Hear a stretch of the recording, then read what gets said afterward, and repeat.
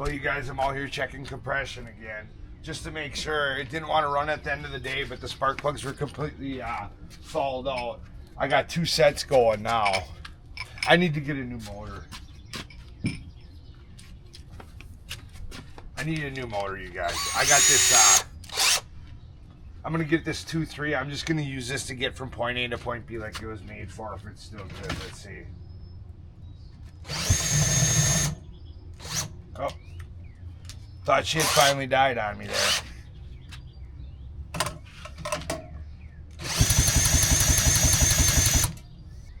The manufacturer actually said that 60 PSI is manageable on this motor. So, and they said that these compression meters that are made to test all the way to 300 aren't really good at testing low. So there's probably 70 PSI, which is more than enough on this old motor, believe it or not. It's the only reason this motor is still running at 70 years old, you guys, is that it's only pushing 60 PSI, 70 PSI in the firing chamber. Otherwise, I would have killed this motor a long time ago. The new 2.3 liter Hondas, they're the only motor we've ever seen with a 5-star. It's a 4-stroke.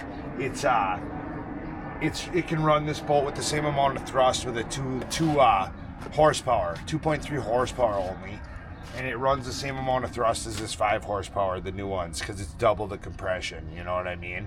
It's a 4-stroke. It's made to idle all day long. You get 3 hours of idling time per gallon, so I'm putting my order in. It's going to cost me probably $900. But I can't keep doing this.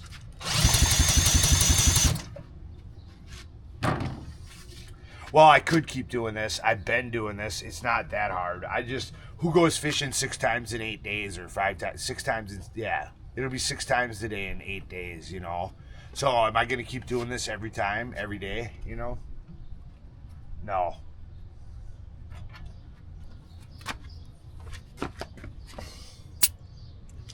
So there you go. I got full compression yet, which I figured I did, but I thought I'd check because I was really struggling at the end to get it going. But that's because my spark plugs fouled out. And now I'm just soaking them in gasoline here. You know, I'm trying to do this for you guys on camera, you know. So now I'm just soaking them up in gasoline. I got my handy dandy rag. I got them in gasoline here. There's a million better ways to clean spark plugs than soaking them in gas, but considering they're fouled with oil and gas likes to, look at, I mean, you should have seen them before. So that's good. I probably won't even know which ones are new and which ones are old.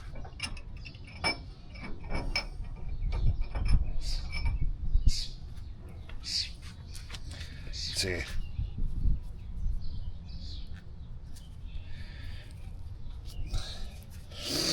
I won't even be able to tell.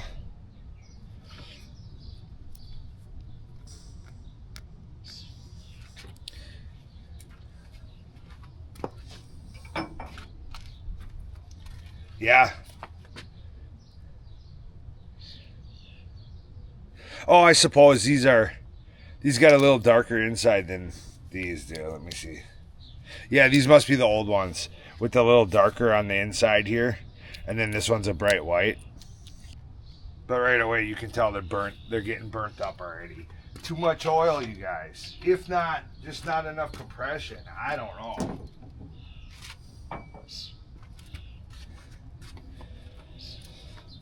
You know, you can see it cleans up pretty well.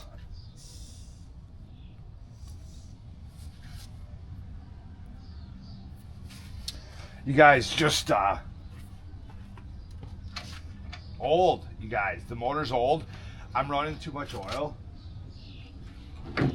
You get to a point where how much oil can you really get away with running on one of these, you know? How crazy do I want to get, you know?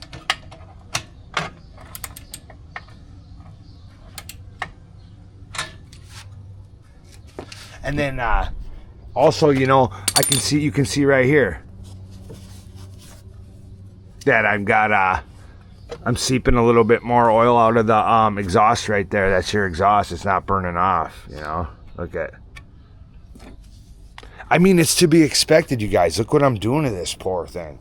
But I sure would like to get it running where, you know, at a certain frequency where it's like,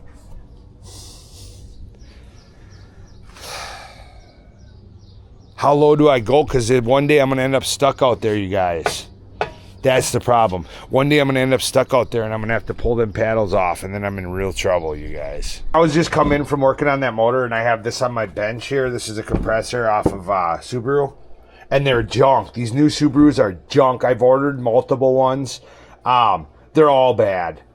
They're all bad. Even the ones you're going to get used, you better make sure you get a remanufactured one. I've never seen a car manufacturer with so many problems in there. We're talking this is only 5 years old, and then I ordered one with only like 30 or 40,000 miles on it, and that one was bad too. And how you check is there's a drain plug right here usually.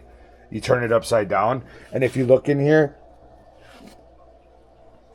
I don't know if you can see the try to get it up to the light for you.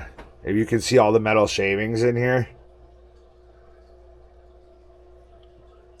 But that's what you call black. They call black death.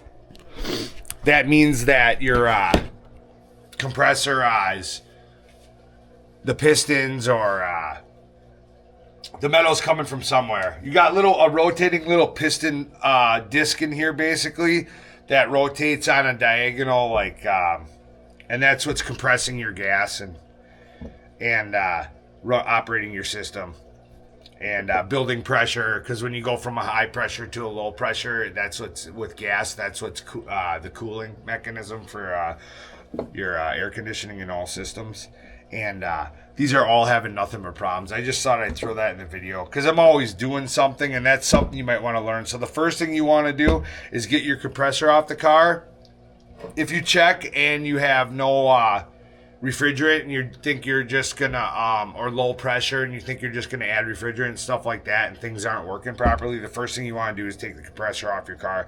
I learned a lot of lessons this week, you guys. I had the meters I've been learning all about pressure systems because we went through it in college. When you go to college and stuff, it's whatever. You don't really get real world experience. You get experience like, oh, let me show you a bit. Well, I mean, you just don't get the real world experience. So this is the first real heavy duty real world experience I'm getting with an air conditioning system. I've replaced parts, and that's what they call people that are parts replacers, but they're not properly diagnosing your vehicle, and that's what I was when it came to air conditioning systems.